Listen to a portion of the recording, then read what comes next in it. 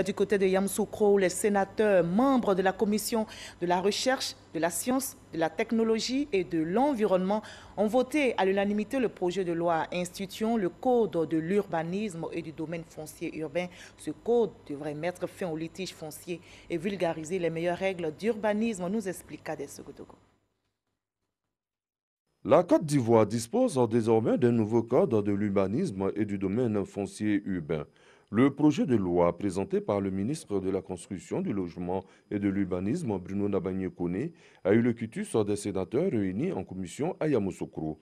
Le nouveau code va permettre à la Côte d'Ivoire d'améliorer la législation existante en la matière et de mettre fin aux nombreux conflits fonciers constatés depuis belle lurette. Le cadre juridique ainsi proposé permettra indubitablement, par sa précision et sa cohérence, de réduire considérablement le volume des litiges fonciers, d'améliorer les rapports entre les différents intervenants dans le secteur du foncier urbain, de doter les procédures domaniales et foncières de mécanismes adéquats, et ce, dans le souci constant de la conciliation de l'intérêt des usagers du service public et des prérogatives de puissance publique de l'État, de protéger la propriété foncière en zone urbaine, de sécuriser les transactions portant sur des terrains urbains, d'améliorer la qualité des règles d'urbanisme, de préciser les prérogatives et les compétences de chaque acteur de la chaîne foncière urbaine,